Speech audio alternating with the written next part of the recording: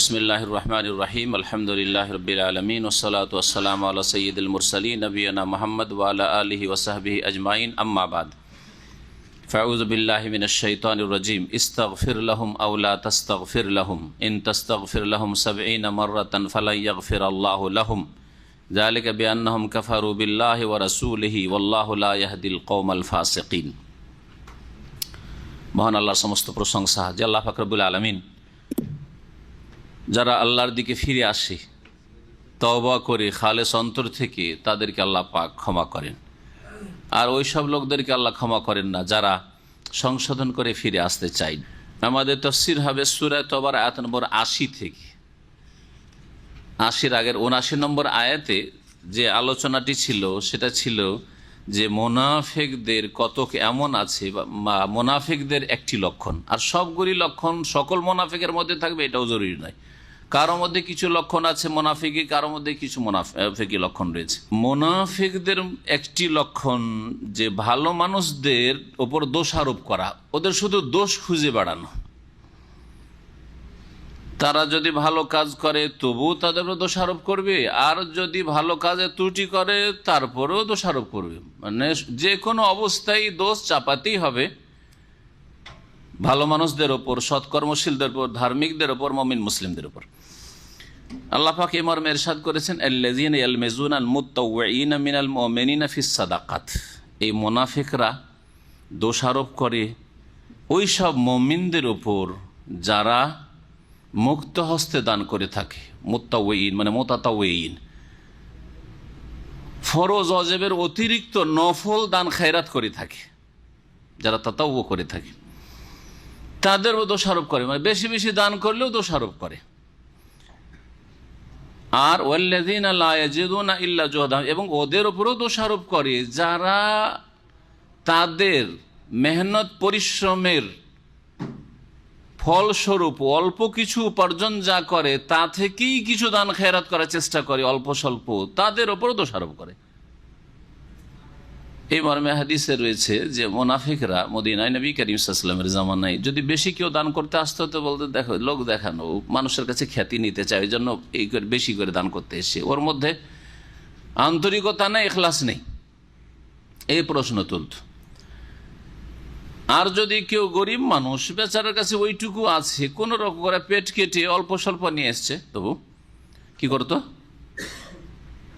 বলতো যে দোষারোপ করতো এইভাবে যে এইরকম দানে আল্লাহর কি হবে, আল্লাহর দিনের কি হবে।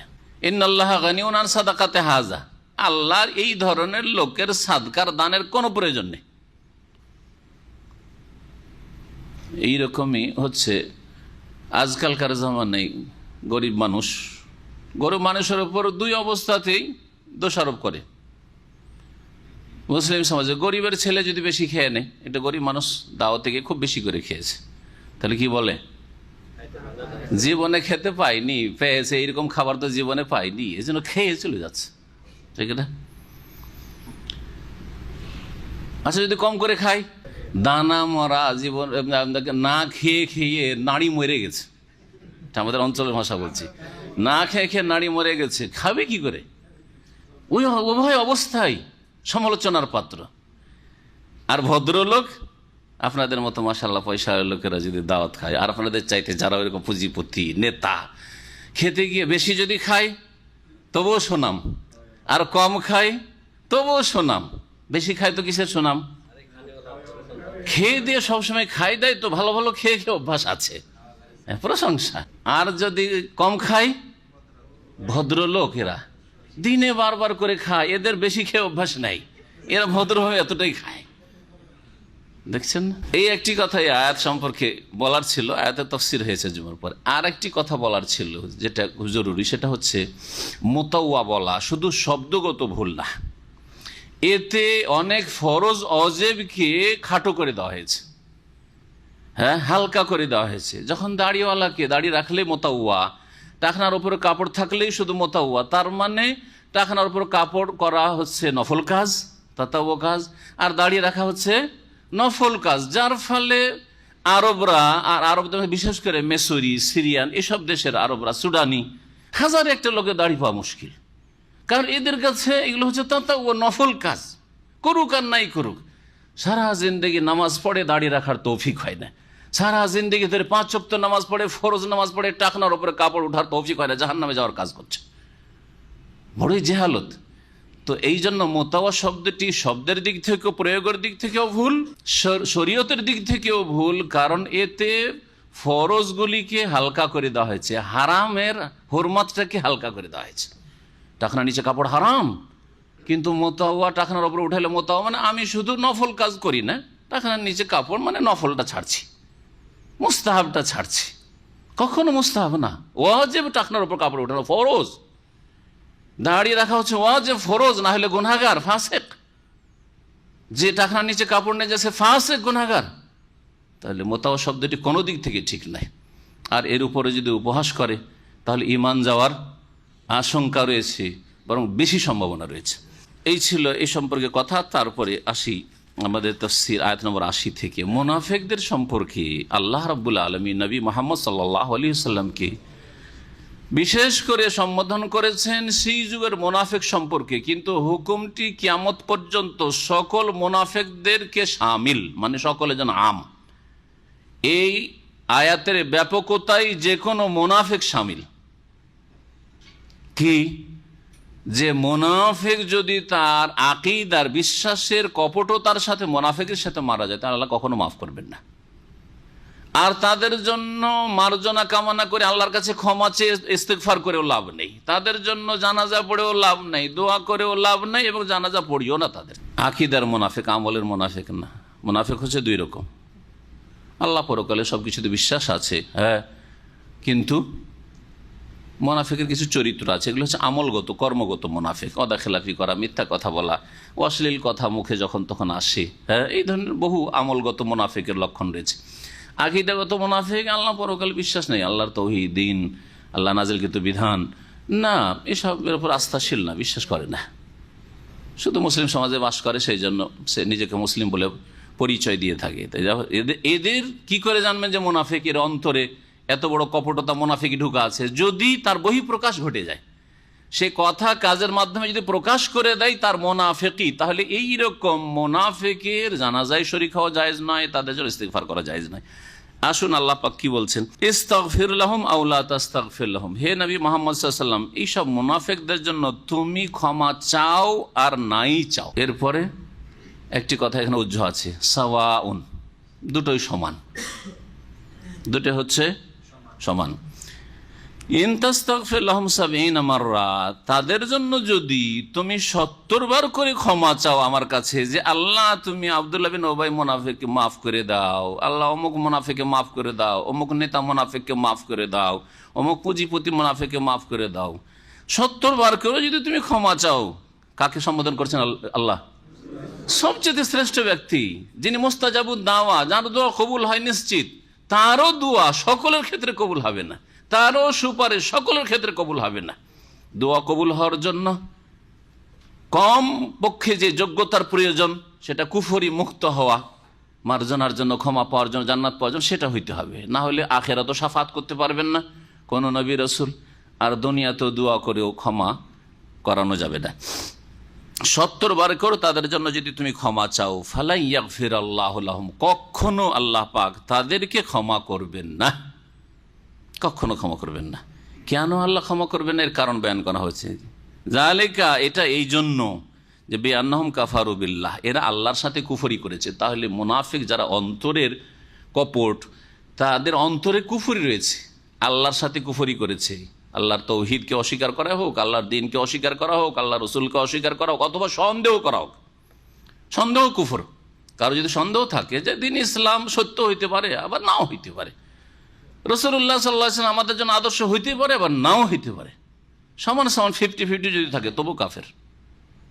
আশাক্কু কুফরুন, দ্বীনের ক্ষেত্রে সন্দেহ হচ্ছে কুফর। কেন? যে এরা আল্লাহর সাথে কুফরি করেছে, ও রাসূলি, এবং তার রাসূলের সাথে কুফরি করেছে। ওয়াল্লাহু লা ইয়াহদিল কওমাল ফাসিকিন, আর আল্লাহ পাক রব্বুল আলামিন পাপাচারী বা বিরুদ্ধাচর, বড় ফাসিক এখানে বোঝানো হয়েছে। মুনাফিকরা যারা আকীদার মধ্যে, তারা বড় ফাসিক, বড় পাপী। এই বড় ফাসিকদেরকে, ফাসিক মানে হচ্ছে আল্লাহর আনুগত্য এবং রাসূলের আনুগত্য থেকে বেরিয়ে যাওয়া লোকেরা, যারা আল্লাহ এবং রসুলের বিরুদ্ধাচরণকারী পাপিষ্ট সেসব জাতিকে আল্লাহ পাক হেদায়েত করেন না। কোন হেদায়েত করেন না? এখানে গন্তব্যস্থানে পৌঁছান না, জান্নাতে পৌঁছার তৌফিক দেন না, হেদায়েতের রাস্তায় সরল পথে অটল থাকার তৌফিক দেন না। আর একটা হেদায়েত হচ্ছে রাস্তা দেখানো, শুধু আর একটা হেদায়েত হচ্ছে রাস্তা দেখানো। তো রাস্তা তো আল্লাহ দেখিয়েছেন, এই রাস্তা মমিনকেও দেখিয়েছেন, কাফেরকেও দেখিয়েছেন, মোনাফিককেও দেখিয়েছেন, মুশরিককেও দেখিয়েছেন, সবাইকে আল্লাহ রাস্তা দেখিয়েছেন কোরআন দিয়ে, রাসূল দিয়ে। এই আয়াত কখন নাজিল হয়েছিল এই মর্মে এর শানে নজুল শোনায়। সহিহ বুখারীতে রয়েছে। ইমাম ইবনে কাসির রহমতুল্লাহ আলাইহি তাফসীর ইবনে কাসিরে বলছেন যে এই আয়াতের শানে নজুল হচ্ছে আব্দুল্লাহ বিন উবাই বিন সলুল, রাসূল মুনাফিকিন, যে মুনাফিকদের নেতা মদিনার। কামার ওয়াল বুখারী আন ইবনে উমর রাদিয়াল্লাহু আনহু, আব্দুল্লাহ বিন উমর রাদিয়াল্লাহু আনহু থেকে, যেমন সহিহ বুখারীতে বর্ণিত রয়েছে। লাম্মা তুফি আব্দুল্লাহ ইবনে উবাই, যখন আব্দুল্লাহ বিন উবাই মুনাফিক নেতা মারা গেল, যা ইবনুহু আব্দুল্লাহ বিন আব্দুল্লাহ, তার ছেলের নাম আব্দুল্লাহ ছিল। সে আসলো রাসূলুল্লাহ সাল্লাল্লাহু আলাইহি সাল্লামের কাছে। আসার পরে একটা দরখাস্ত এই সাহাবী করলেন। তার ছেলে আব্দুল্লাহ কিন্তু খাঁটি মুসলিম ছিলেন। জি, ফাসাল আইয়ুতিয়া কামিস, ইয়া রাসূলুল্লাহ, আমার বাবা ইন্তেকাল করেছে, যা পাপ করেছে, আপনার যদি জামাটা দিতেন, কামিজটা, ওটাতে কাফন দিতাম, হতে পারে আপনার জামাটার বরকতে তাকে আল্লাহ মাগফিরাত করতে পারেন বা তার আযাবটা হালকা করতে পারেন। বাপের যে একটা মায়া, প্রাকৃতিক মায়া, এটা দিনী মায়া নয়, কিন্তু দিনী ভালোবাসা জায়েজ নয়। ভালোবাসা দুই রকম।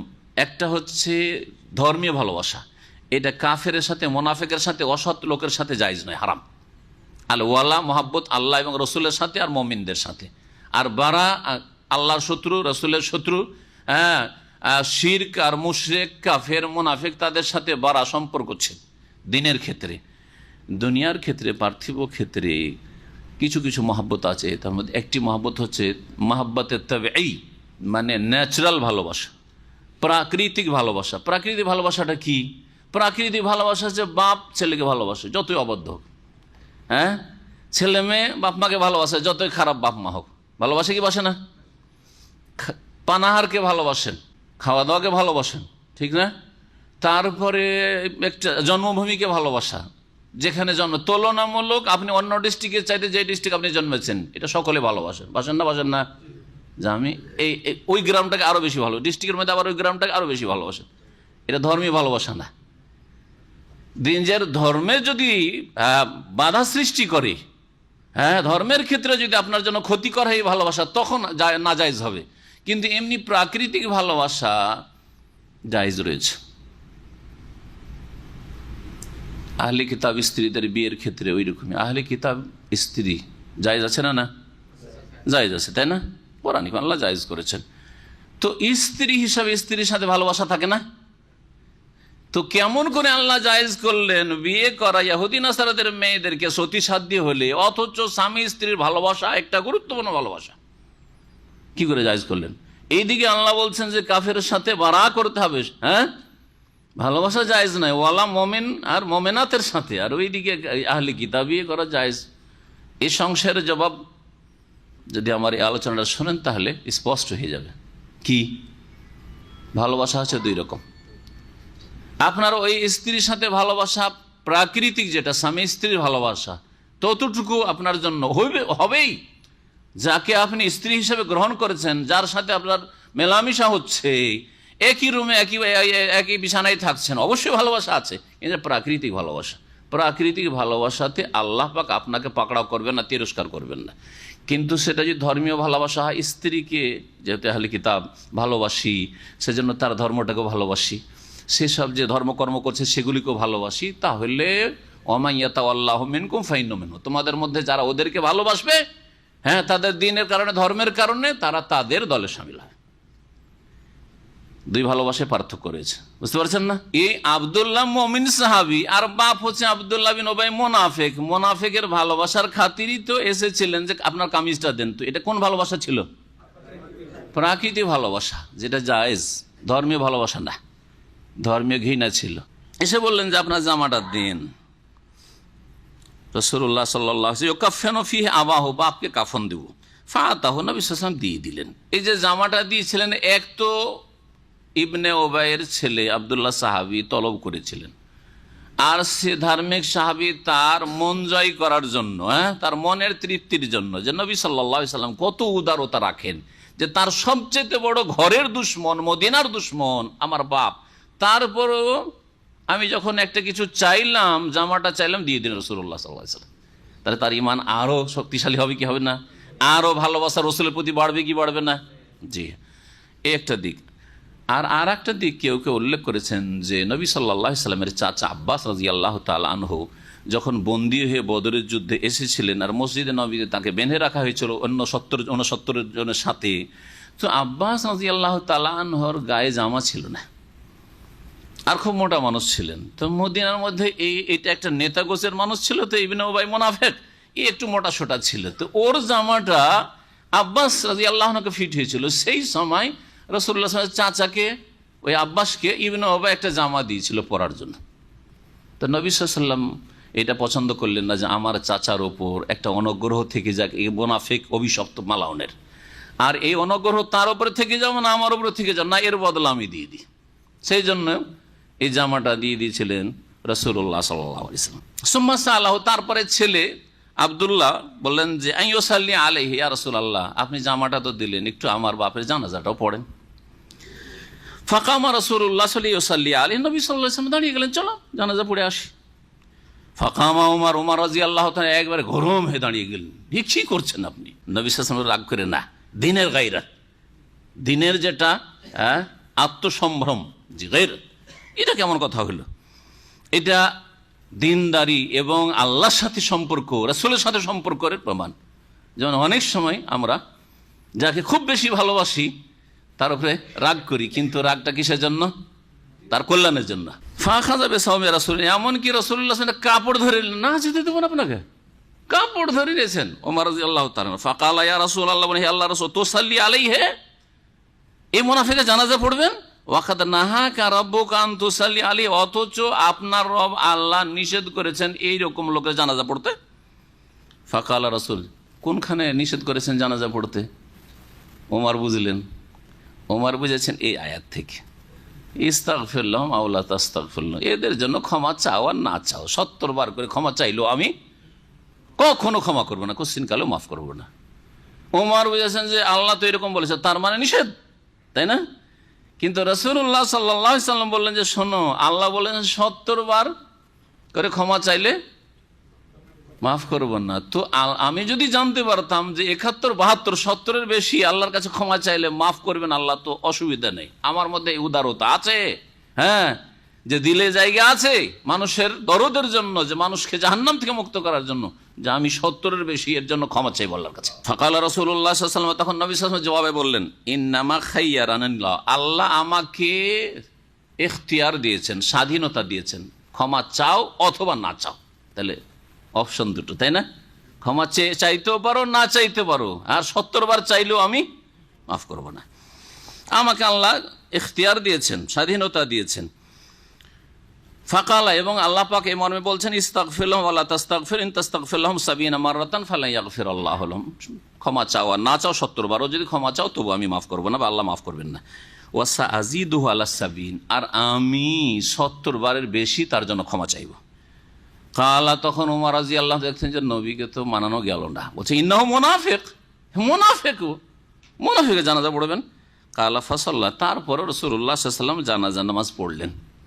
জানাজার নামাজ শেষ হইতেই ওহী নাযিল হয়ে গেল, আর এক আয়াত আসছে সামনে, আয়াত কি, ফানজাল ওয়ালা তুসাল্লি আলা আহাদিম মিনহুম মাতা আবাদান ওয়ালা তাকুম আলা কবরিহি, যেই মুনাফিক মারা গেছে তার মুনাফিকি অবস্থায়, হ্যাঁ, তার উপর জানাজার নামাজও পড়িও না, এমনকি তার কবরের পাশে গিয়েও দাঁড়ায়ও না জিয়ারতের জন্য, দোয়া করার জন্য, কড়া নিষেধ। এখানেও ওমর রাদিয়াল্লাহু তাআলার মতের অনুকূলে ওহী ইলাহি নাজিল হয়েছে। অনেক ক্ষেত্রে ওমর রাদিয়াল্লাহু তাআলা যে মতটা পোষণ করতেন, সেই মোতাবেক 7 আসমানের উপর থেকে, আরো আজিম থেকে, লৌহে মাহফুজ থেকে আয়াত নাজিল হইত।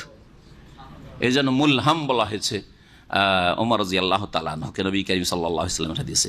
আল্লাহ পাক তারপরে বলছেন ফারিহাল মুখাল্লাফুনা বিমাকআদিহিম খিলাফা রাসূলিল্লাহ ওয়া কারিহু আন ইউজাহিদু বিআমওয়ালিহিম ওয়া আনফুসিহিম ফি সাবিলিল্লাহ ওয়া ক্বালু লা তানফিরু ফিল হার কুল নারু জাহান্নাম আশাদ্দু হাররান লাউ কানু ইয়াফকাহুন। এখানে ওই তাবুক যুদ্ধের মৌসুমের কথা, ওই সময় যে সিজনটা ছিল সেই সময়ের কথা উল্লেখ করা হচ্ছে।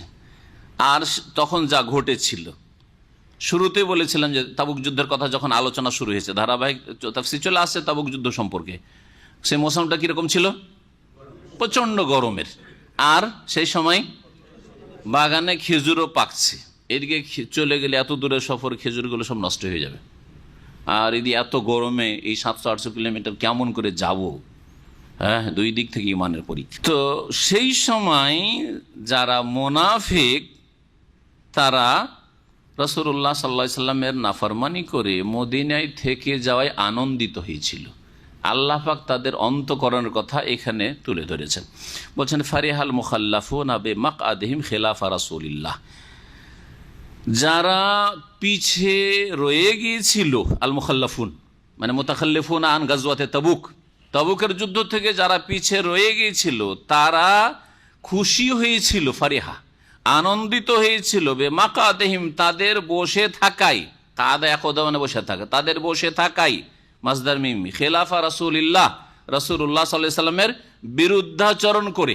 খেলাফ মানে বিরুদ্ধাচরণ করাও, খেলাফ মানে বিরোধিতা করা, আর খেলাফ মানে পিছনেও, খালফ মানে পিছনে হয় না, ওরা মানে পিছনে, খালফ মানেও পিছনে। তো রাসূলুল্লাহ সাল্লাল্লাহু আলাইহি সাল্লাম চলে গেলেন তাবুক, আর এরা নবী সাল্লাল্লাহু আলাইহি ওয়াসাল্লামের পিছনে এখানে মদিনায় বসে থেকে গেল। এতে তারা আনন্দিত হয়েছিল, যাক বাঁচলাম। তাদের খুশিটা কিসের ছিল? যে এই লড়াইয়ের ঝামেলা থেকে আর জানের ঝুঁকি থেকে, জানের কষ্ট থেকে, সব থেকে বাঁচলাম, খুব খুশি হয়েছিল। ওয়া কারিহু এবং তারা ঘৃণা করেছিল আন ইউজাহিদু বিআমওয়ালিহিম ওয়া আনফুসিহিম ফি সাবিলিল্লাহ, আল্লাহর রাস্তায় তাদের ধন সম্পদ এবং জান দিয়ে জিহাদ করাকে তারা ঘৃণা করেছিল, অপছন্দ করেছিল।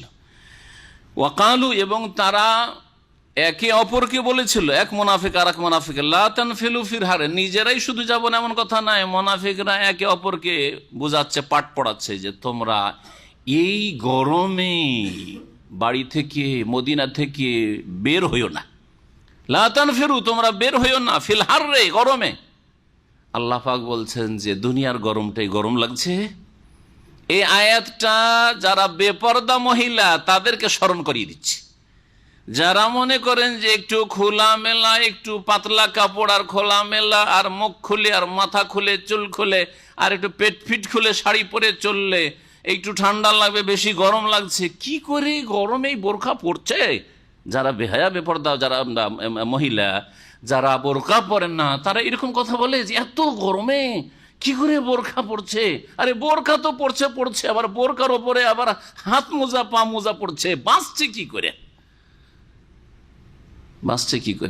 কুয়েত থেকে একজন খুব উচ্চশিক্ষিত মানুষ তার স্ত্রীকে নিয়ে কলকাতা গিয়েছিল। আর কলকাতা ইউনিভার্সিটিতে লেকচার ছিল ছাত্রীদের মাঝে, ওই মহিলা খুব উচ্চশিক্ষিত। তো ওই হিন্দু মহিলারা জিজ্ঞেস করছে, আর মুসলিম মহিলাও তো একই অবস্থা কাছাকাছি, যারা সহশিক্ষা লেখাপড়া করে, তো তারা জিজ্ঞেস করেছিল যে আপনি এত গরম, ওই মহিলা হাতে মোজা লাগিয়ে আছে, গোটাটা ঢাকা বোরখা, এই অবস্থায় পায়ে মোজা, আপনাকে গরম লাগে না, কি করে বরদাস্ত করছেন? বক্তব্য ইংরেজিতে ছিল ওই মহিলার। সে এই আয়াতটি পড়েছিল, ওই মহিলা এই আয়াতটি পড়েছিল। এটা আপনার 95 থেকে 97, 98 ঘটনা, 1900। আল্লাহ কি বলছেন মুনাফিকদের জবাবে? যারা বলেছে এত গরমে তাবুক যুদ্ধে যেও না, এই গরমের সময় বোরকা পরা যাবে না, গরম বরদাস্ত করতে পারবো না, মুনাফিকি চরিত্র। আল্লাহ বলছেন কুল, হে নবী জানিয়ে দাও এসব বেহায়া বেপরদা মহিলাদেরকে আর এই মুনাফিকদেরকে, যারা তাবুক যুদ্ধে গ্রীষ্মকাল হওয়ার কারণে গেল না, গরমের ভয়ে গেল না, জান বাঁচাবার চেষ্টা করলো, নারু জাহান্নামা আশাদ্দু হাররান, জাহান্নামের আগুন তাপের দিক থেকে অধিক প্রখর। হ্যাঁ, আশাদ্দু হাররান, জাহান্নামের আগুনে কি করে বরদাস্ত করবে? জাহান্নামের আগুন সম্পর্কে নবী করিম সাল্লাল্লাহু আলাইহি ওয়াসাল্লামের হাদিস রয়েছে। কি হাদিস? দুনিয়ার আগুনটা হচ্ছে জাহান্নামের আগুনের 70 অংশের 70 ভাগ করে একটা ভাগ, মানে 69 গুণ বেশি তাপমাত্রা রয়েছে জাহান্নামের আগুনে।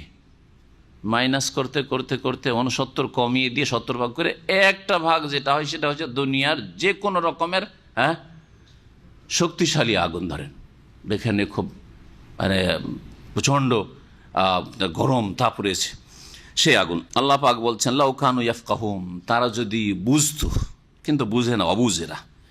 সুতরাং ফালিয়াযহাকু কালিলা ওয়ালিয়াবকু কাসীরা জাযাম বিমা কানু ইয়াকসিবুন, সুতরাং তারা যেন অল্পই হাসে আর ওয়ালিয়াবকু কাসীরা আর বেশি বেশি কান্না করে, জাযাম বিমা কানু ইয়াকসিবুন, তাদের কৃতকর্মের প্রতিদান স্বরূপ, বদলা স্বরূপ।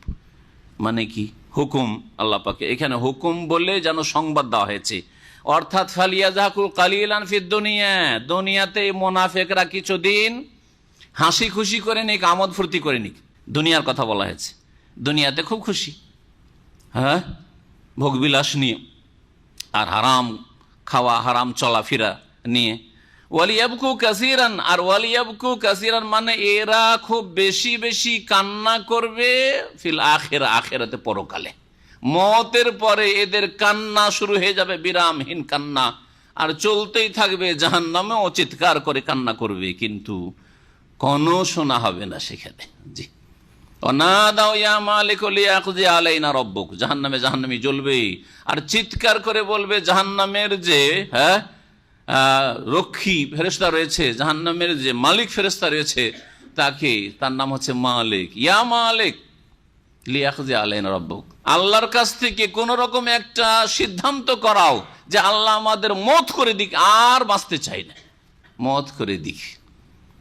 কোনো জবাব আসে না। কালা ইন্নাকুম মাকিসুন, তারপরে জবাব আসবে অনেক পরে, যে এখানেই থাকতে হবে। আল্লাহ ইয়ামুতু ফিহা ওয়ালা ইয়াহিয়া, মওত আসবে না, হায়াত মওত বলে কিছু নাই, জবাই করে দেওয়া হয়েছে। মওতকে কি করা হয়েছে? জবাই করে দেওয়া হয়েছে। খুলুদুন ফালা মওত, চিরকাল এইরকমই থাকো, জ্বলতেই থাকবে।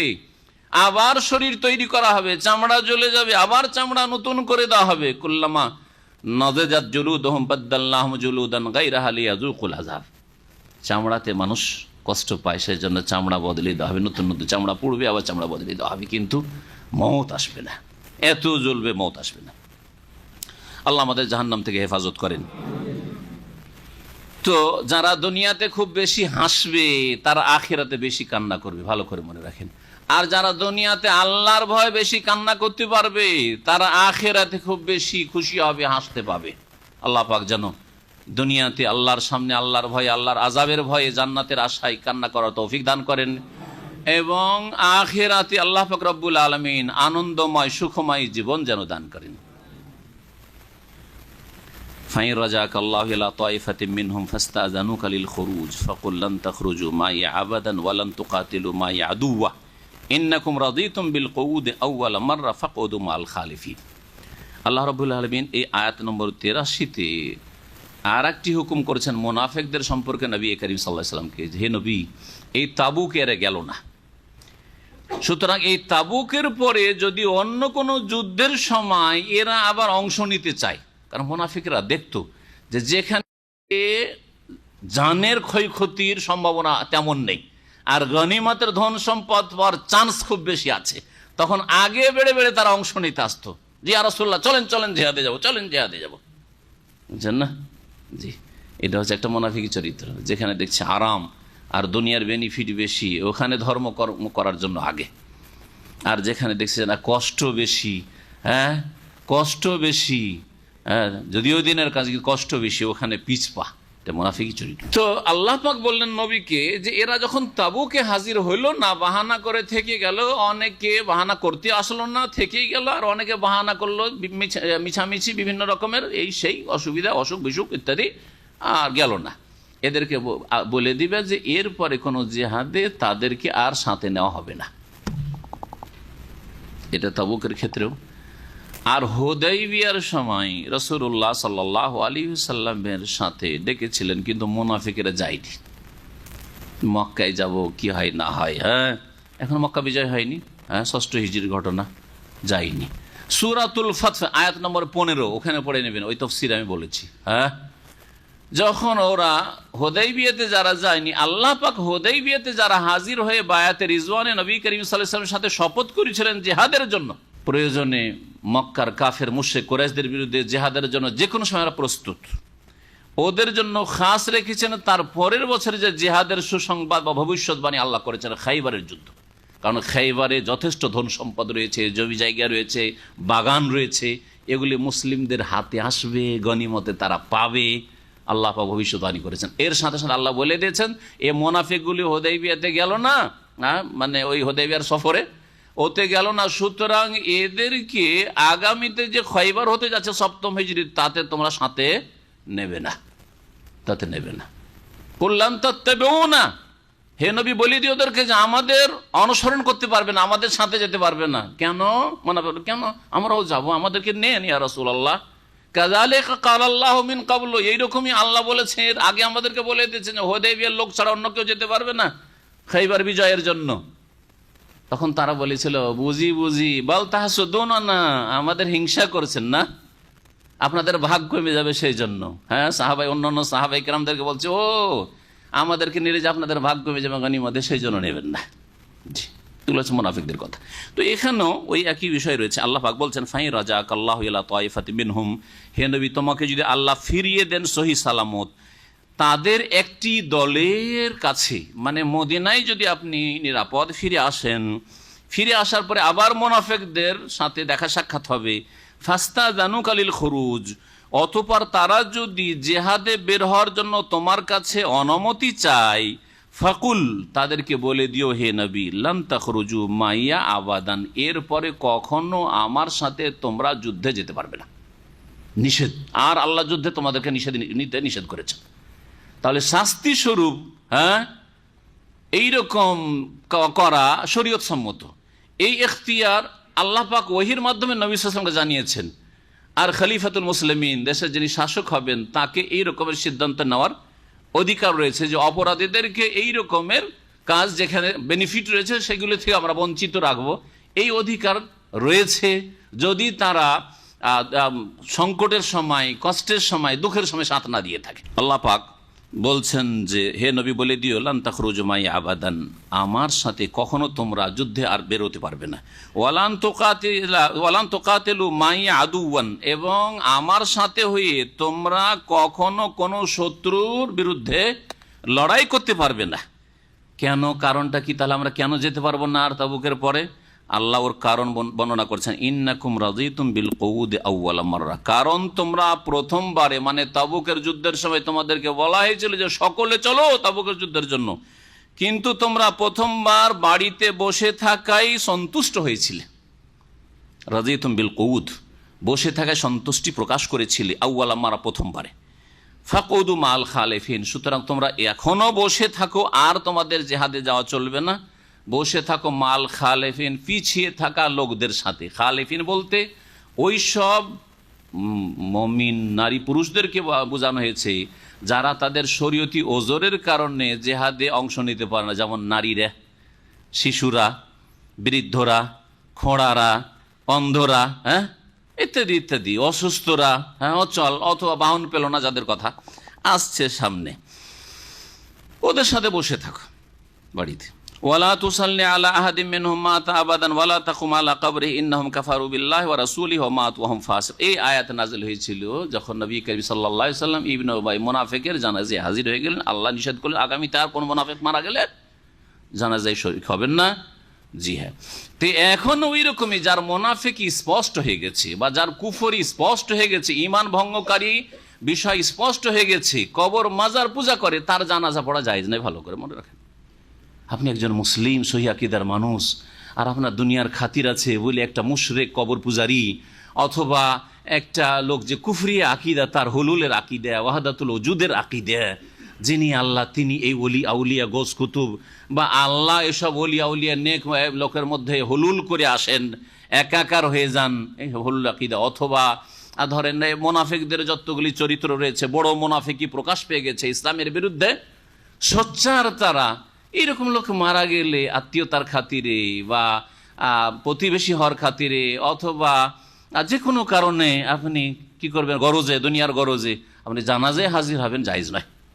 আর দেখেন আজকাল জানাজায় শখের সাথে হাজির হচ্ছে, মুনাফিকদের জানাজায়, সব কবর পূজারীদের জানাজায়, মুশরিকদের জানাজায়, নাস্তিকদের জানাজায়। ওই তো বললেন মুনাফিক বলতে আমরা নাস্তিক বোঝাচ্ছি, মুনাফিক বলতে, কিন্তু নাস্তিকতা প্রকাশ হইতে হবে। আপনি শুধু ঢালাহারে সবকে নাস্তিক বানিয়ে দিয়েন না, যে কোনো একটা দলে থাকলেই নাস্তিক হয়ে যায়, এটাও আবার বাড়াবাড়ি।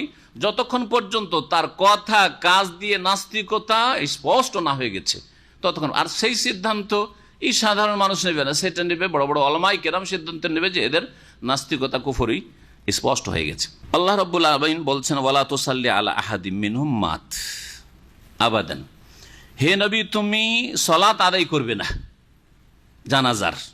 আলা সল্লার পরে আলা যখন প্রিপোজিশন আসবে, সেলা আসবে, তখন ওর মানে কি হয়? আসসালাতু আলা ফুলানিন, অমুকের ওপর সালাত, মানে এখানে জানাজার অর্থ যদি মৃত হয়। আর যদি দোয়া হয় তো আল্লাহুম্মা সাল্লি আলা মুহাম্মদ, তখন দোয়ার অর্থ হয়ে থাকে আল্লাহুম্মা সাল্লি আলা আলে ফুলানি ওয়াসাল্লি আলাইহিম, তাদের জন্য দোয়া করো। আর যদি এমনি নামাজ হয় তো সাল্লাই, তো আমি নামাজ পড়েছি।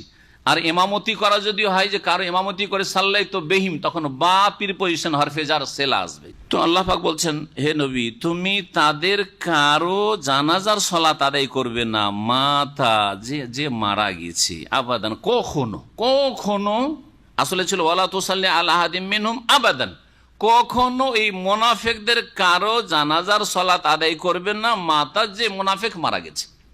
যতদিন বেঁচে আছে হেদায়েতের জন্য চেষ্টা করতে থাকো, দিনের দাওয়াত দিতেই থাকো, কিন্তু যখন মারা গেছে কুফরের অবস্থায়, নেফাকের অবস্থায়, তাহলে জানাজার নামাজ কখনো পড়বে না। এমনকি ওয়ালা তাকুম আলা কবরিহি, তার কবরের পাশেও দাঁড়াবে না ইস্তেগফার করার জন্য। ইন্নাহুম কাফারু বিল্লাহি ওয়া রাসূলি, কারণ এরা আল্লাহর সাথে কুফরি করেছে, তার রাসূলের সাথে কুফরি করেছে। ওয়া মাতুহুম ফাসিকুন, আর এরা পাপাচারী হয়ে বড় ফাসিক হয়ে মারা গেছে, মানে ঈমান ভঙ্গ করে নেফাকের অবস্থায়। ওয়ালা তুজিবকা আমওয়ালুহুম ওয়া আওলাদুহুম, এবং আল্লাহ পাক বলছেন যে এই মুনাফিকদের ধন সম্পদ এবং তাদের জনবল, সন্তান সন্ততি তোমাদেরকে আনন্দিত না করে, বিস্মিত না করে।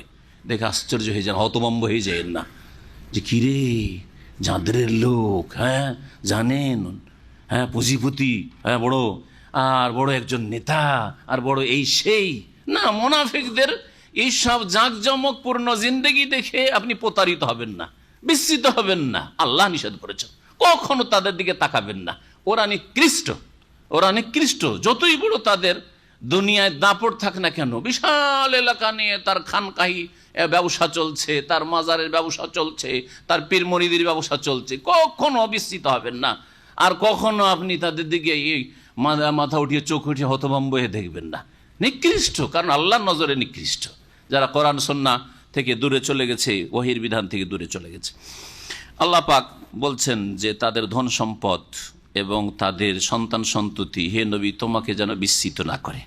ইন্নামা ইউরিদুল্লাহ আন ইউআযযিবাহুম বিহা ফিদ দুনিয়া, নিঃসন্দেহে আল্লাহ চান তাদেরকে শাস্তি দিতে এই দুনিয়ার তাদের ভোগ বিলাসের সামগ্রী দিয়ে, দুনিয়াতে, ইহজগতে, দুনিয়াতেও আল্লাহ পাক শাস্তি দিতে চান। এর ব্যাখ্যা আমি বলেছি, এটা হচ্ছে আয়াত নম্বর 85 আর আয়াত নম্বর 55, দেখে নেবেন। আয়াত নম্বর 55 সূরা তওবারই একই সূরাতে দুটো আয়াত এসেছে, অর্থের দিক থেকে একেবারে একই রকম, শব্দের সামান্য পার্থক্য রয়েছে।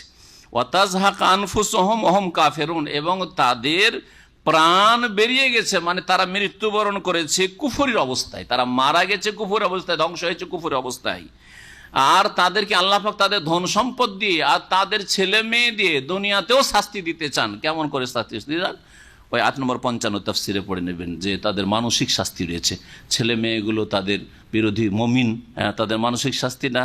ধন সম্পদ কখনো কখনো তারা দিনের রাস্তায় দান করছে আর তাদের বিরুদ্ধে ব্যবহৃত হচ্ছে, সুতরাং দুনিয়ার মানসিক শাস্তি যেটা চাই না, মনের উল্টা কাজ তাদেরকে করতে হচ্ছে, এগুলি হচ্ছে মানসিক শাস্তি। তারপরে ধনের জন্য আর ছেলে মেয়েদের জন্য টেনশনে থাকছে, ছেলে মেয়েদের জন্য টেনশনে, মেয়ে বেরিয়ে পালিয়ে চলে গেছে অসৎ লোক মুনাফিকের, ওই নিয়ে টেনশনে পড়ে আছে।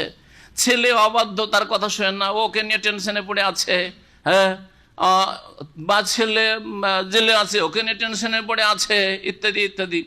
আর ধন সম্পদ নিয়ে কোথায় ধন সম্পদ, এত টাকা অমুক জায়গায় গেছে, অত টাকা অমুক জায়গায় খেয়ে নিয়েছে, এই নিয়ে টেনশনে পড়ে আছে। এগুলি হচ্ছে ধন সম্পদ দিয়ে আর ছেলে মেয়ে দিয়ে আল্লাহর দুনিয়ার আযাব দেওয়া। আল্লাহ এইভাবে আযাব দিয়ে থাকেন অসৎ লোকদেরকে। পার্থক্য সামান্য সামান্য আছে, এখানে ওয়ালা তুজিবকা, ওখানে আছে ফালা তুজিবকা। আমওয়ালুহুম ওয়ালা, ওখানে ওয়ালা আওলাদহুম, এখানে ওয়া আওলাদহুম আছে। ইন্নামা ইউরিদুল্লাহু আন ইউআযযিবাহুম, এখানে আছে, ওখানে আছে লিইউআযযিবাহুম বিহা ফিদ দুনিয়া, এখানে আছে, ওখানে ফিল হায়াতিদ দুনিয়া। ওয়া তাযহাকা আনফুসুহুম কাফিরুন, একই রকমের আয়াত। আমি দুটো আয়াতে সামান্য সামান্য যে কয়েকটা জায়গায় পার্থক্য রয়েছে। আর তো এইরকম কখনো কখনো আল্লাহ কথা প্রসঙ্গে একই বিষয়ের আয়াতকে আল্লাহ পাক একাধিক জায়গায় নিয়ে এসেছেন। ইন্নাল্লাহা লা ইয়াগফিরু আন ইউশরাকা বিহি ওয়া ইয়াগফিরু মা দুনা যালিকা লিমান ইয়াশা। কয় জায়গায় আছে? দুই জায়গায়। মাশাআল্লাহ, মাশাআল্লাহ, দেখছেন দুই জায়গায় আছে। হ্যাঁ, দুটোই সূরা নিসায় রয়েছে, ঠিক না? কিন্তু একটা জায়গায় রয়েছে ইন্নাল্লাহা লা ইয়াগফিরু আন ইউশরাকা বিহি ওয়া ইয়াগফিরু মা দুনা যালিকা লিমান ইয়াশা ওয়া মান ইউশরিক বিল্লাহি ফাকাদ দাল্লা দালালাম বাইদা। আরেকটা জায়গায় রয়েছে যে ওয়া মান ইউশরিক বিল্লাহি ফাকাদ ইফতারা ইসমান আযীমা। তো আল্লাহ রাব্বুল কথা প্রসঙ্গে একই বিষয়কে একাধিক জায়গায় নিয়েছেন, কারণ কোরআন হচ্ছে উপদেশ, আর কথা প্রসঙ্গে ওই বিষয়টা সেখানে উল্লেখ করা আবশ্যক, সেই জন্য আল্লাহ পাক রব্বুল আলামিন উল্লেখ করে। ওয়াইদা উনজিলা সূরাতুন আন আমিনু বিল্লাহি ওয়া জাহিদু মা রাসূলিহি ইস্তাযানাকা উলুত তাওলি মিনহুম ওয়া ক্বালু যারনা নাকুম মাল কায়েদিন। আল্লাহ পাক রব্বুল আলামিন এই আয়াতে এই তাবুক যুদ্ধের কথাই বলছেন যে মুনাফিকরা, আর মুনাফিকদের মধ্যে বিশেষ করে যারা সচ্ছল ব্যক্তি, এমন যে অভাবী, বাহন নেই, সওয়ারি নেই, টাকা পয়সা নেই, কেমন করে যাবো হেঁটে হেঁটে, এত দূর যাওয়া যায়, এরকম কোনো ওজর ছিল না। তারাও মুনাফিকির কারণে, তাদের কপটতার কারণে ওজর অজুহাত পেশ করে মিছামিছি এসব মিথ্যা কথা বলে তারা পার পেতে চেয়েছিল বা অনুমতি নিয়েছিল, অব্যাহতি নিয়েছিল। ওয়াইদা উনজিলাত সূরাতুন, যখন এমন কোন সূরা নাজিল করা হয় এই মর্মে যে আন আমিনু বিল্লাহি ওয়া জাহিদু মা রাসূলিহি, আর সেই সূরায় এই বিষয় উল্লেখ করা হয় যে তোমরা আল্লাহর প্রতি ঈমান নিয়ে আসো এবং তার রাসূল সাল্লাল্লাহু আলাইহি সাল্লামের সাথে জিহাদে অংশ নেয়, জিহাদ করো। ইস্তাযানাকা উলুত তাওলি মিনহুম, তখন হে নবী তোমার কাছে অনুমতি চেয়ে নেই তাদের মধ্য থেকে যারা সচ্ছল ব্যক্তি, যারা ধনবান ব্যক্তি। তৌলুন, তৌলুন মানে শক্তি সামর্থ্য, আর্থিক সামর্থ্য থাকা। অমাল্লাম ইয়াস্তাতে মিনকুম তৌলান আইয়ান কেহাল মোহসানাতে, তোমাদের মধ্য থেকে যে সতী সাধ্বী স্বাধীন মেয়েকে, মহিলাকে বিবাহ করার ক্ষমতা রাখে না। এখানে মোহসানাত মানে স্বাধীন, দাসী নয়, স্বাধীন মেয়েকে বিবাহ করতে পারে। ফামিম্মা মালাকাত আইমানুকুম মিন ফাতায়াতিকুল মুমিনাত, ওখানে তৌলান মানে কুদরাতান, তাকাতান, শক্তি ক্ষমতা যার নেই আর্থিক। এখানে উলু তৌলে জুয়ের বহু বচন হচ্ছে উলু, হ্যাঁ, জামা মিন গায়রে লাফজি, কখনো কখনো শব্দ জমাতে বহু বচনে গিয়ে পাল্টিয়ে যায়। এইরকমই ইমরাতুন মানে একজন মহিলা, আর অনেক মহিলা যদি হয় নিসাউন, শব্দ পাল্টে গেল। ওই রকমই জু, বিশিষ্ট একজন, জু মালিন মানে ধনওয়ালা একজন ব্যক্তি, আর উলু মালিন মানে ধনওয়ালা লোকেরা। জি, বহু বচন। এখানে উলু তৌলে। তো যারা সচ্ছল ব্যক্তি এই মুনাফিকদের মধ্য থেকে, তারা তোমার কাছে অনুমতি চাইবে, কি বলে? ওয়াকালু, আর বলবে জারনা, হে নবী আমাদেরকে অব্যাহতি দেন। জারনা মানে আমাদেরকে ছেড়ে দেন, জার মানে ছেড়ে দেন, উতরুক। ওয়াজারা ইয়াজারো এর আগে বলেছি। আর দা, দা মানেও ছেড়ে দেওয়া। এই শব্দগুলি, এই কালেমাগুলি শুধু আমরে ব্যবহার হয়, নাহিতে ব্যবহার হয়, মোজারেতে কখনো কখনো হয়, কিন্তু মাজি এর একেবারে আরবি ভাষাতে ব্যবহার নেই। জি, ওয়াদা কোনো জায়গায় খুঁজে পাবেন না, ওয়াজারা কোথাও খুঁজে পাবেন না। কিন্তু জার, দা, আজাহুম কোরআনে রয়েছে। রব্বি লা তাজার আলাল আরদি মিনাল কাফিরিনা দাইয়ারা, আল্লাহুম্মা লা তাদা লানা ফি মাকামিনা হাযা যামবান ইল্লা গাফারতাহ, লা তাদা, আল্লাহ ছাড়িও না। জি, ওয়াকালু, এবং তারা বলতো জারনা, আমাদেরকে ছেড়ে দেন মানে অব্যাহতি দেন। নাকুম মাল কায়েদিন, যারা বাড়িতে ওজোরের কারণে বসে আছে ওদের সাথে আমরাও বাড়িতে বসে থেকে আমাদের ওজোর আছে। তো যাদের আসলে ওজোর আছে, যেমন বললাম শিশু, নারী, বৃদ্ধ, অসুস্থ, ওদের সাথে এরাও বাড়িতে বসে থাকতে চায়, জিহাদে যেতে চাই না, অথচ তারা সচ্ছল। রাজু বেআইন ইয়াকুনু মাল খাওয়ালিফ, আল্লাহ পাক বলছেন যে এরা সন্তুষ্ট হয়ে গেছে কিসে? যে তারা হতে চায়, বেআইন ইয়াকুনু, যে তারা হতে চায় মাল খাওয়ালেফে। খাওয়ালেফ শব্দটি হচ্ছে খালেফাতুনের জামা, বহু বচন। খালেফাতুন ওই মহিলাকে বলা হয় যে পিছিয়ে থেকে যায়, কয়েকজন মহিলা একটা ভালো কাজে আসছিল, ইসলামিক সেন্টারে আসছিল, একজন মহিলা বললো যে না আমি যাবো না। তো ও হচ্ছে খালেফা, পিছনে থেকে যাও। এক কথায় মহিলাদের দল থেকে কেউ যদি একজন মহিলা পিছিয়ে থেকে যায় ওকে খালেফাতুন বলা হয়। খালেফাতের বহুবচন খাওয়ালিফ, অনেকে পিছিয়ে থাকলে তখন খাওয়ালিফ। যে মহিলাদের ওপর যেহেতু এই জেহাদ ফরজ ছিল না, এই জেহাদ তাদের ফরজ ছিল না। নবী সাল্লাল্লাহু আলাইহি ওয়াসাল্লাম বলেছেন মহিলাদের জেহাদ কি? জেহাদ কন্যা আল হাজ্জ ওয়াল উমরা। তো মহিলাদের জেহাদ হচ্ছে হজ উমরা, তাদের এই অস্ত্রের জেহাদ নেই। তো মহিলারা বসে থাকে, আর এরাও মহিলাদের সাথে মদিনায় বসে থাকতে চাইলেও বিবির সাথে রাজু, তারা সন্তুষ্ট হলো এতে যে তারা হতে চায় মাল খাওয়ালেফ, ওই সব মহিলাদের সাথে যারা পিছনে ছিল, অর্থাৎ মদিনায় ছিল। অতবে আলা কুলুবহিম, তাদের অন্তরে মোহর লাগিয়ে দেওয়া হয়েছে আল্লাহর পক্ষ থেকে। ফাহুম লা ইয়াফকাহুন, সুতরাং তারা বুঝে না, বুঝতে পারে না। মোহর কেন লাগানো হয়েছে? দোষ আল্লাহর নাকি? মোহর কখন লাগানো হয়? হ্যাঁ, যখন পাপ করতে করতে করতে অন্তরটাকে পাপে ঘিরে নেই, তখন ওর উপর মরিচা, এটাকে রান বলে, কাল্লা বাল রান আলা কুলুবহিম মা কানু ইয়াকসিবুন, পাপের কারণে তখন চারিদিকে মরিচা যেমন লেগে যায় লোহাতে, ওই রকমই ময়লা আবর্জনা পাপের পুরো হাড়টাকে, হৃদয়টাকে ঘিরে ফেলে। তারপরে তখন আল্লাহ পাক রব্বুল আলামিন মোহর লাগিয়ে দেন, যার ফলে কোনো ভালো কথা আর আগামী জীবনে ঢুকবে না, আর হেদায়েতের তৌফিক হবে না। নবী করিম সাল্লাল্লাহু আলাইহি সাল্লাম পরপর বিনা ওজরে যারা জুমা ছাড়ে 3টি, তাদের সম্পর্কে এই কথাটি বলেছেন না? মান তারাকা সালাসা জুমাতিন তাহাওয়ানা, জুমা তারপরে ফরজ হয়ে রয়েছে। এই নয় যে ওজোরের কারণে জুমা ছেড়েছে, ওজোরের কারণে আপনি সফরে আছেন আর তারপরে মসজিদও নেই জুমার, অথবা অসুস্থ, বিছানা থেকে উঠতে পারছেন না, বছরকে বছর আপনি বিছানায় শুয়ে শুয়ে নামাজ পড়ছেন, মসজিদে যেতে পারছেন না, তো জুমা 3 জুমা ছাড়লে আপনার অন্তরে মোহর লেগে যাবে না।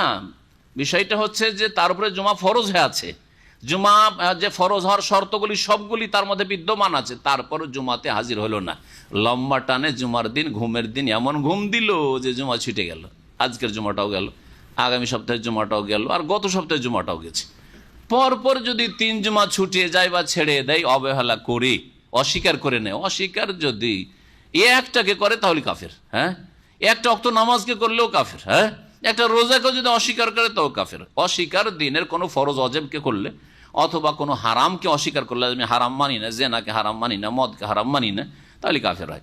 এখানে অস্বীকারের বিষয় নেই। মান তারাকা সালাসা জুমাতিন, কেউ যদি 3টা জুমা ছেড়ে দেয় অবহেলা করে, তাহা ওনান, হ্যাঁ, অলসতা বশত যাবজাচি করে থেকে গেল, গড়িমসি করে, তাবা আল্লাহ আলা কালবিহি, তাহলে ওই লোকের অন্তরে আল্লাহ মোহর লাগিয়ে দেবেন। তো মোহর লাগালেন তার পাপের কারণে।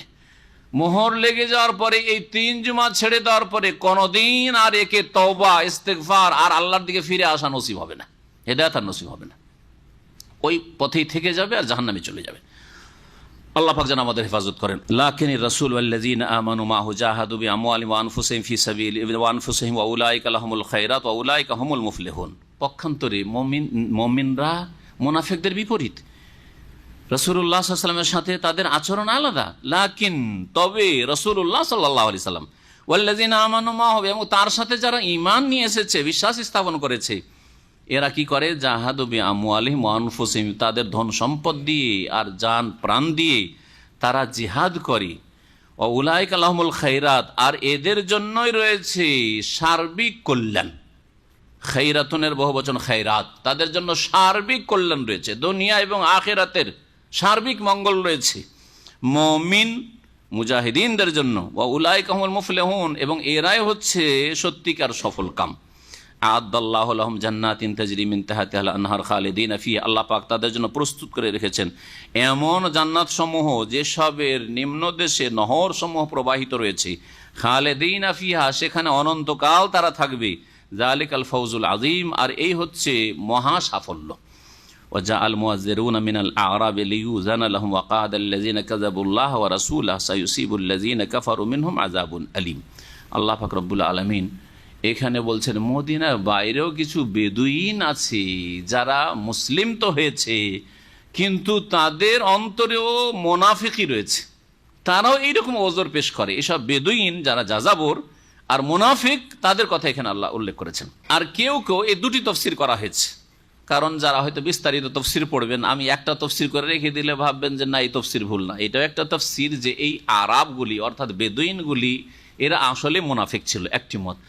আর একটি মত যে এরা মোনাফিক ছিল না, মুসলিম ছিল, এরা সত্যিকার মুমিন ছিল, কিন্তু তাদের ওজর ছিল, হয়তো তাদের কাছে বাহন ছিল না, অথবা তাদের শরীয়তি ওজরগুলি ছিল জেহাদে না যাওয়ার জন্য, সেই জন্য তারা নবী করিম সাল্লাল্লাহু আলাইহি সাল্লামের কাছে ওজর পেশ করেছিল। আল্লাহ পাক বলেছেন ওয়াজা আল মুআজ্জিরুনা মিনাল আরাব। মুআজ্জিরুন আসলে ছিল মুতাজিরুন, এতাজারা মানে ওজর, অজুহাত পেশ করা। তাহলে আসলো বেদুইনদের ওই সব লোকেরা যারা ওজর পেশ করেছিল, ওজর পেশকারী বেদুইনরা আসলো বেদুইন ওজর পেশকারীরা কি জন্য আসলো? লিইউজান আলাহুম, যাতে করে তাদেরকে অনুমতি দেওয়া, অব্যাহতি দেওয়া হয় নবী করিম সাল্লাল্লাহু আলাইহি ওয়াসাল্লামের পক্ষ থেকে যে ইয়া রাসূলুল্লাহ, আমাদের অসুবিধা রয়েছে, অসুস্থ রয়েছি, অথবা আমাদের কাছে সওয়ারিও নেই, আর নবী সাল্লাল্লাহু আলাইহি ওয়াসাল্লাম তাদেরকে সওয়ারিও দিতে পারছেন না, তো জিহাদে যাব কি করে? বিভিন্ন রকমের যে সব শরীয়ত ওজর হইতে পারে। লিইউজান আলাহুম ওয়াকাদ আল্লাযিনা, এক শ্রেণীর লোক তো এরা হয়ে গেল। যদি প্রথম তাফসীরটা নেই, কি বললাম যে এরাও মদিনার বাইরের মুনাফিক একদল, আর আরেক দল মুনাফিক ওয়াকাদ আল্লাযিনা কাযাবুল্লাহ ওয়া রাসূল, আর বসে থাকলো ওই সব লোকেরাও যারা আল্লাহ এবং রসুলকে মিথ্যা মনে করেছিল, মদিনায় বসবাস করতো মদিনার মুনাফিক। এই দুই দল সম্পর্কে আল্লাহ বলছেন তাহলে সায়ুসিবুল্লাযিনা কাফারু মিনহুম আযাবুন আলীম, শীঘ্রই ওই সব লোকদের ওপর আপতিত হবে যারা কুফরি করেছে তাদের মধ্যে থেকে আযাবুন আলীম, মর্মান্তিক শাস্তি। তাহলে এই দুই দলকে আল্লাহ পাক কি শাস্তি দেবেন? আযাবুন আলীম দেবেন। যারা মদিনার বাইরের বেদুইন আর মিছামিছি ওজর করেছিল তাদেরকেও আল্লাহ পাক শাস্তি দেবেন, যেহেতু মুনাফিক। আর মদিনার যারা লোক ছিল কাযাবু, আল্লাহ এবং রসুলকে মিথ্যা মনে করেছিল, ওদেরকেও আল্লাহ পাক কঠোর শাস্তি দেবেন। আর যদি বলা হয় দ্বিতীয় তাফসীর, তো কি বললাম? মদিনার বাইরে যে বেদুইনরা ছিল ওরা মুমিন মুসলিমই ছিল, ওদের ওজর ছিল, শরীয়তি ওজর ছিল। আর দ্বিতীয় শ্রেণীর লোক যারা তারা মদিনার মুনাফিক ছিল, ওয়াকাদ আল্লাযিনা কাযাবুল্লাহ ওয়া রাসূল, এরা আল্লাহ এবং রসুলকে মিথ্যা মনে করতো, বেদুইনরা আল্লাহ রসুলকে মিথ্যা মনে করেনি। তাহলে সায়ুসিবুল্লাযিনা কাফারু মিনহুম আযাবুন আলীম, এই বাক্যটির সম্পর্ক হবে এই দ্বিতীয় শ্রেণীর লোকের সাথে, যারা আল্লাহ এবং রসুলকে মিথ্যা মনে করত বলেই তারা জিহাদে হাজির হয়নি, তাদের ওপর মর্মান্তিক শাস্তি এসে পড়বে। জি, আল্লাহ পাক রব্বুল আলামিন তারপরের আয়াতে বলছেন সকলের উপর জিহাদ ফরজ না। জিহাদ ফরজ হওয়ার জন্য বেশ কিছু শর্ত রয়েছে। ওজর মুক্ত হওয়া, ওজরগুলি কি? শরীয়তি অজুহাত যার কারণে আপনি পাপী হবেন না জিহাদে অংশ না নিলে, সেগুলি কি? এখানে আল্লাহ পাক উল্লেখ করেছেন আয়াত নম্বর 91, লাইসা আলা দুআফা ওয়ালা আলাল মারদা, যারা দুর্বল, দুআফা যায়ীফের বহুবচন, যারা দুর্বল, বার্ধক্যে পৌঁছে গেছে, 80-90 বছর বয়স, কি জিহাদ করবে? জিহাদে যেতে পারবে না। যারা দুর্বল, ওয়ালা আলাল মারদা, আর না ওইসব লোকেরা যারা রোগাক্রান্ত, মারিজের বহুবচন মারদা, আর যায়ীফের বহুবচন হচ্ছে দোয়াফা। তাহলে যারা দুর্বল হয়ে গেছে বার্ধক্যের কারণে, অথবা শিশু নাবালক সেই জন্য দুর্বল, অথবা নারী জাতি সেই জন্য দুর্বল, এ দোয়াফাতে তারা শামিল। আচ্ছা, খোঁড়াদেরকে, যারা খোঁড়া, ল্যাংড়া, আর যারা অন্ধ, তারা কো জিহাদে যেতে হবে নাকি? এখানে তো তাদের কথা উল্লেখ করেননি, কিন্তু তারা শামিল রয়েছে, তাদেরও শরীয়তে ওজর গ্রহণযোগ্য। তো তাদেরকে কোন বাক্যে ঢোকাবেন? কোন কোন তাফসীরকাররা দোয়াফা, এরাও দুর্বল, যারা অন্ধ তারা দুর্বল, যারা খোঁড়া তারা দুর্বল, সুতরাং দোয়াফাতে ঢুকিয়েছেন। আর কেউ কেউ বলছেন যে অন্ধ সে রুগী, যে খোঁড়া সে রুগী, তাহলে মারজা শব্দে আমরা ঢোকাবো।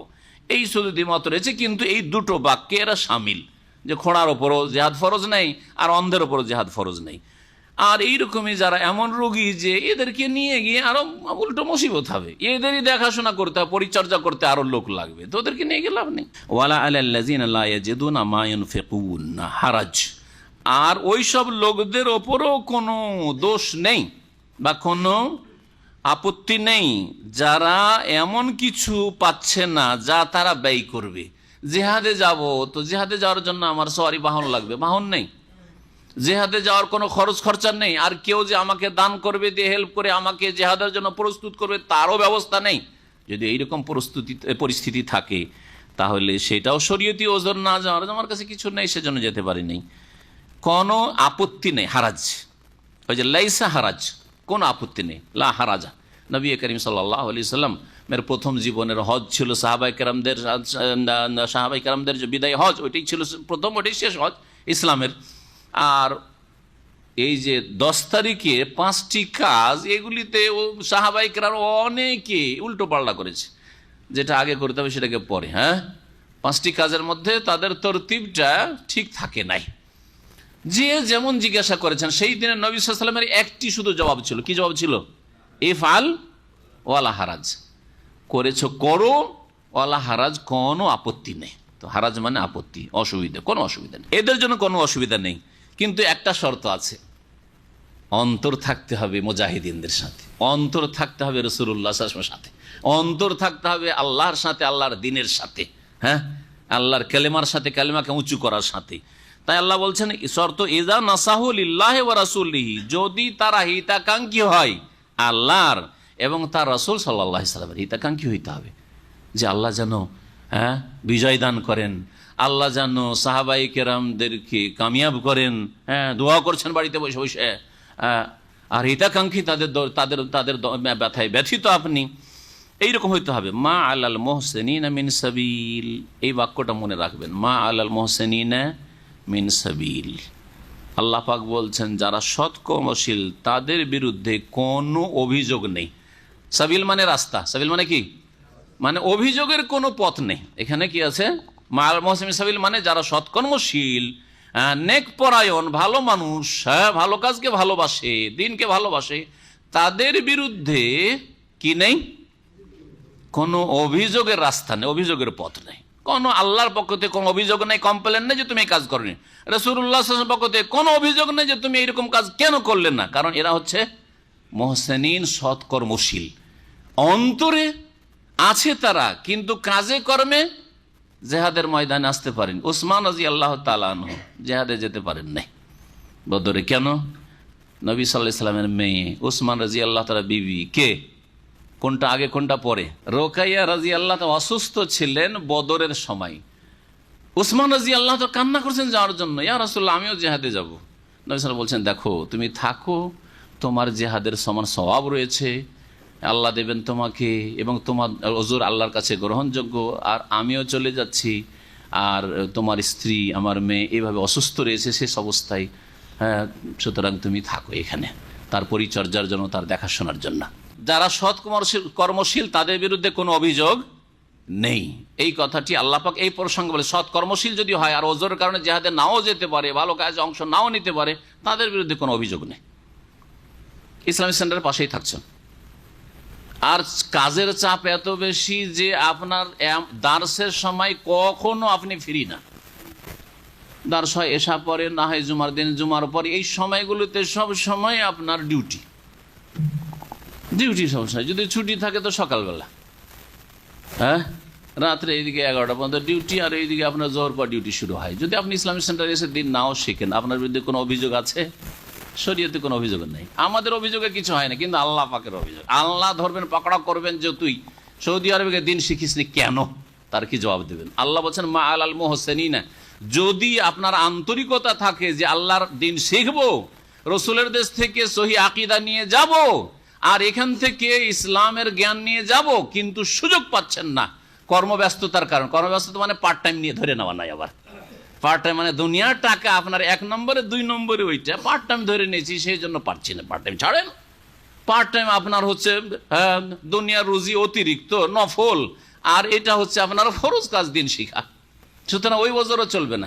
ফরজ ডিউটিতে মালিক ছাড়ছেন আপনাকে, তখন ওজর মা আলাল মুহসিনিন সাবিল না, আপনি ফ্রি, পুরো ফ্রি। আর এই ইসলামিক সেন্টার দামামের পাশে প্রতিবেশী, লাফ দিলে আপনার বাসায় ঢোকা যাবে হয়তো রাস্তাটা পার হইলে, তারপরেও আসেন না আপনি, কিয়ামতের দিনে জবাব দিতে হবে না? এই দেশ থেকে ওই শিরিক আর বিদাত নিয়ে এসেছেন, মগজে কবর মাজার পূজার ধর্ম, গৌস কুতুবের ধর্ম, আর ওই মিলাদের ধর্ম, আর কোরআন খানি আর বক্সানো ধর্ম, তাবিজের ধর্ম, ওই ধর্ম নিয়ে এসেছিলেন, আবার এখান থেকে ওই নিয়েই চলে গেলেন, জবাব দিতে হবে না? অবশ্যই আপনার বিরুদ্ধে অভিযোগ আছে আল্লাহ রাব্বুল আলামিনের। কিয়ামতের দিন অবশ্যই কমপ্লেন আসবে আপনার বিরুদ্ধে যে কি করেছো, তুমি কি শিখে এসছো বলো। মা আলাল মুহসিনিন সাবিল, ওই রকমই এই আয়াতকে আরবরা ব্যবহার করে থাকে, মানে প্রয়োগ করে থাকে এইরকম ক্ষেত্রে আপনি বলতে পারেন যে যারা অতিরিক্ত নফল কাজ করে আমাদের সাথে দাওয়াতি কাজে সহযোগিতা করছে, তাদের ক্ষেত্রে কোনো অভিযোগ নেই। কেউ অল্প সাহায্য করতে পারলো, কেউ বেশি সাহায্য করতে পারলো, কেউ শ্রম দিল, অল্প শ্রম দিল, কেউ বেশি শ্রম দিল দাওয়াতি কাজে সহযোগিতার ক্ষেত্রে। যে নফল যদি কাজটি হয় তাহলে সেই ক্ষেত্রে সৎকর্মশীল নফল কাজকারীদের বিরুদ্ধে কোনো অভিযোগ নেই। অভিযোগ আছে যদি ফরজ তরক করেন। এলেম শিখা আপনার ফরজ, এবং এলেম শিখার পরে যতটা পারেন সময় বের করে দাওয়াত দিতে হবে, এটা আপনার ফরজ। সুতরাং এই ক্ষেত্রে মনে রাখবেন যে আল্লাহ পাকের কাছে জবাবদিহি করতে হবে। খাওয়ার সুযোগ পান বৃহস্পতিবার হইলেই ফ্যামিলি নিয়ে যারা থাকে তাদের পার্টি আর পার্টি। 1 নম্বরে পার্টি, দাওয়াত খাওয়ানো, আর 2 নম্বরে যদি ফ্রি থাকি তাহলে ইসলামিক সেন্টারে ফ্যামিলি নিয়ে যাওয়া। শুক্রবারে রাত্রে ফ্যামিলিদের ব্যবস্থা আছে। 1 নম্বরে দাওয়াত খাওয়াত, কোথাও দাম্মাম খোবার জোবাইল মিলে যদি দাওয়াত টাওয়াত পাওয়া না যায় তখন ইসলামিক সেন্টার। আমি এমন লোকের খবর জানি যে আলহাসা থেকে দাওয়াত খেতে জোবাইল যাচ্ছে। 170+80 কত? তো 170+80, তাই না? জি হ্যাঁ। তো এত দূর দাওয়াত খেতে যেতে পারে, আর দাওয়াত খেয়ে আস্তে আস্তে রাত 3টে-4টা বাজে, অনেক সময় দুর্ঘটনা ঘটে। এরকম ঘটনা ঘটেছে। আর গভীর রাতে গাড়ি চালিয়ে আসছে আর ঘুমিয়ে পড়েছে, কোথা থেকে কোথায় গাড়ি চলে গেছে, অ্যাক্সিডেন্ট, মারাও গেছে, হতাহত হয়েছে। এইসব ঘটনা আছে 10-20 বছর মধ্যে। তো কথা হচ্ছে যে দাওয়াতটা 1 নম্বরে, আর 2 নম্বরে এলেম শেখা, অথচ আল্লাহ এলেম শেখা ফরজ করেছেন। তাহলে অবশ্যই আপনার বিরুদ্ধে কিয়ামতের দিন অভিযোগ আছে আল্লাহ রাব্বুল আলামিন। ভালো করে শুনে রাখেন। সব কিছু দুনিয়ার করে দাওয়াত ফাওয়াত খাওয়াই, এইদিকে দিনের দর্শ চলছে আর আপনার বাড়িতে দাওয়াত চলছে, অবশ্যই অভিযোগ আছে। দাওয়াতটা অন্যদিনে করা যায় না? অবশ্যই করা যেতে পারে, অন্যদিন অবশ্যই করা যেতে পারে। আল্লাহ পাক রব্বুল আলামিন যেন বুঝার তৌফিক দান করেন। আমলের ক্ষেত্রে আমরা কম, আর কথাই কম না। আমরা অধিকাংশ মানুষ আজকাল এমন হয়ে গেছে যে কথাতে বড়। আমাদের দেশে একটা কথা যে প্রসিদ্ধ আছে যে বয়সে আমার বাপ বড় না দাদা বড়, কিন্তু হাবে তাবেতে আর কথাতে আমি বড়। জি, তো এইরকম ব্যাপারটা আমাদের আজকাল মুসলিমদের। আমলে তো সবচাইতে ছোট, আর কথাতে মাশাআল্লাহ লাগিয়ে দেন সবচাইতে বড় হিরো।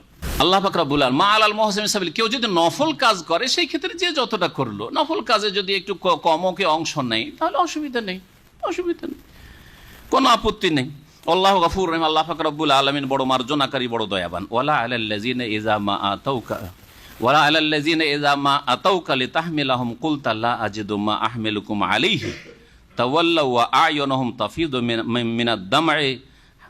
তাফিযু মিনাদ দামি হাযানান আল্লা ইয়াজিদু মা ইউনফিকুন। এই আয়াতে আল্লাহ রাব্বুল আলামিন আরো 100 লোকদের ওজর কবুল করছেন। এর আগে তো বলা হলো যারা দুর্বল, যারা অসুস্থ, হ্যাঁ, এবং যাদের রাস্তা খরচ নেই, যাবে জিহাদে। তো হ্যাঁ, ধরেন একটা লোক গরিব, 500 টাকা বেতন পায়, ওতে তার সংসার চলে না, আর ওকেও আসতে হবে দূর থেকে, ধরেন আল্লাহ সানায় থেকে, 91 থেকে অথবা খোবার থেকে দর্শনার জন্য আসতে হবে। বেচারার কাছে রাস্তা খরচ নেই, তার ওজর আছে। বুঝা গেছে না? জেহাদের কথা বাদ দিয়ে বর্তমান যুগের জেহাদ হচ্ছে দিন শিখা এবং নিজে আমল করা আর দাওয়াতের কাজ করা। জি, দাওয়াতের কাজটা জেহাদ।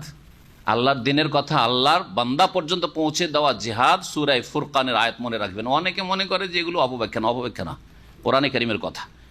আল্লাহ পাক বলেছে ফালা তুতিল কাফিরিনা ওয়াজাহিদহুম বিহি জিহাদান কাবীরা। কাফেরদের কথা মানিও না হে রাসূল।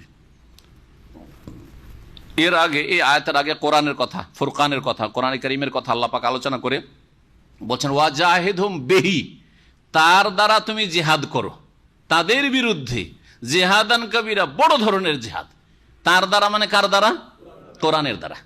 তাহলে কোরআনের কথা, তৌহিদের কথা, সুন্নতের কথা পৌঁছে দেওয়া, শিরক থেকে সতর্ক করা, বিদআত থেকে সতর্ক করা, ফরজ অজেবকে মানুষের কাছে তুলে ধরা, হারাম নাজায়েজ কে তুলে ধরা, যেগুলো হারাম নাজায়েজ, এবং মানুষকে পরকাল সম্পর্কে চিন্তাশীল করে তোলা, এগুলি হচ্ছে জেহাদের কাজ। যেই যুগে অস্ত্রের জেহাদ নেই, তার শর্ত পুরা নেই, সেই যুগে এই জেহাদ হচ্ছে বড় জেহাদ।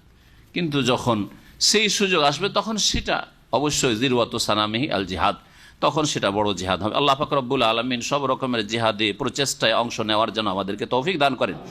আল্লাহ পাক সেই রকম যেন সৎ নিয়ত রাখেন।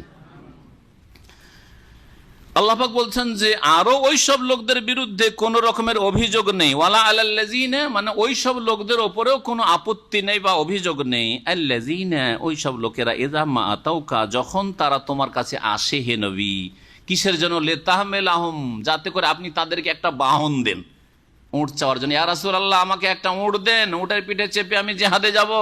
নবী করিম সাল্লাল্লাহু আলাইহি ওয়াসাল্লামের কাছে দরখাস্ত করতে এসেছেন। কুলতা, তখন আপনি তাদেরকে উত্তরে বলেন, লা আজেদু মা আহমেলুকুম আলাইহি, আমি আমার কাছে এমন কোনো বাহন পাচ্ছি না যাতে তোমাদেরকে আমি আরোহণ করাবো, সওয়ার করব, পাচ্ছি না। নেই, নবী সাল্লাল্লাহু আলাইহি ওয়াসাল্লামের কাছে বাহন নেই, বা ছিল, শেষ হয়ে গেছে। কোথা থেকে দিবেন তাহলে? নবী সাল্লাল্লাহু আলাইহি ওয়াসাল্লাম দিতে পারছেন না, আর কেউ দেওয়ার মতো নাই, আর তার কাছেও নেই, তো কি করে যাবে?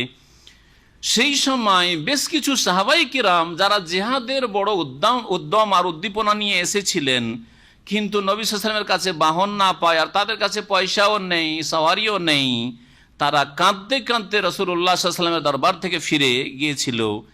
তাদের সম্পর্কে আল্লাহ বলছেন, তাওয়াল্লাউ, তখন তারা ফিরে যায় যখন আপনি তাদেরকে বলেন যে তোমাদের জন্য আমি এমন কোনো বাহন পাচ্ছি না যাতে তোমাদেরকে সওয়ার করাবো। তো তখন তারা ফিরে যায় এই অবস্থায়, ওয়াও হালিয়া ওয়া আয়ুনুহুম তাফিদু মিনাদ দামা'i হাজানা, সেই সময় তাদের চোখ থেকে অশ্রু প্রবাহিত হয়। তাফিদু, ফাদা ইয়াফিজু মানে বহে যাওয়া, তো ওয়া আয়ুনুহুম তাফিদু মিনাদ দামা, দামা মানে হচ্ছে অশ্রু, চোখের পানি, চোখের পানি, অশ্রু প্রবাহিত হয় তাদের চক্ষু দিয়ে, তাদের অশ্রু প্রবাহিত হয় তাদের চক্ষু দিয়ে, হাজানান, এই শোকে, এই দুঃখে, আল্লাহ ইয়াজিদু মা ইউনফিকুন, যে খরচ যে করতে হবে তার কিছু পাচ্ছে না।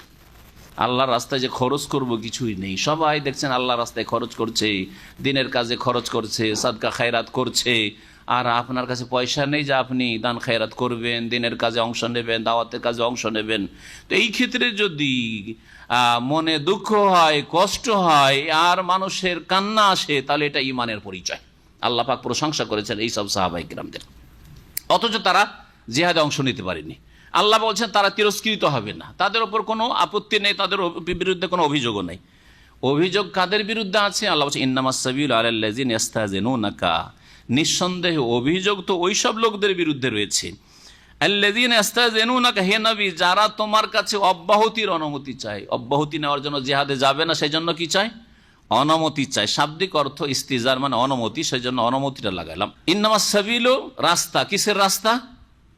কিসের রাস্তা? অভিযোগের রাস্তা। অভিযোগের পথ ওদের বিরুদ্ধে রয়েছে, মানে অভিযোগের সুযোগ ওদের বিরুদ্ধে রয়েছে যারা, হে নবী, তোমার কাছে অনুমতি চায় অব্যাহতি নেওয়ার জন্য। ওহম আগনিয়া, অথচ তারা হচ্ছে সচ্ছল, ধনবান। গানিউনের বহু বচন আগনিয়া, পয়সার অভাব নেই, সওয়ারির অভাব নেই, মাসে 50,000 টাকা ইনকাম করে, আর দাওয়াতের কাজের জন্য বললে 25 টাকা বেরোয় না। হ্যাঁ, তো অবশ্যই এদের বিরুদ্ধে অভিযোগ রয়েছে। অহম আগনিয়া, এরা হচ্ছে সচ্ছল, তারপরেও অব্যাহতি চাই যে কোন রকম করে বাঁচতে পারে, যত বাঁচতে পারি। রাদু, তারা সন্তুষ্ট হয়েছে, বেআইয়া কোন মাল খাওয়ালেফি, যে তারা পিছিয়ে থাকা মহিলাদের সাথে হতে চায়। যেসব মহিলারা বাড়িতে পিছিয়ে থেকে যায়, জেহাদে যেতে পারে না, তাদের সাথে তারা বাড়িতে বসে থাকতে চায়। সুতরাং ওয়াতাবা আল্লাহু আলা কুলুবিহিম, তাদের অন্তরে আল্লাহ মোহর লাগিয়ে দিয়েছেন, ফাহুম লা ইয়ালামুন, সুতরাং তারা আসল বিষয় জানে না যে আল্লাহ পাকের আযাব তাদের জন্য রয়েছে, আল্লাহ পাকের পকড়াও রয়েছে, এটা জানে না। এখানে আমাদের তাফসীর শেষ করছি। আল্লাহ রাব্বুল আলামিন যেন আমাদের দিনের কথা কবুল করেন, কোরআন বুঝার তৌফিক দান করেন, কোরআনের প্রতি আমল করার তৌফিক দান করেন, কোরআনে কারীমের দিকে, রাসূলুল্লাহ সাল্লাল্লাহু আলাইহি ওয়াসাল্লামের হাদিসের দিকে দাওয়াত দেওয়ার তৌফিক দান করেন, সমস্ত রকমের শিরক বিদআত আর গুমরাহি থেকে, পাপ থেকে বেঁচে থাকার জন্য তৌফিক দান করেন। আল্লাহ পাক জাহান্নামের আযাব থেকে আমাদের রক্ষা করেন, জান্নাতুল ফিরদাউস যেন দান করেন। সাল্লাল্লাহু আলা নবিয়িনা মুহাম্মদ ওয়া আলা আলিহি ওয়া সাহবিহি আজমাইন।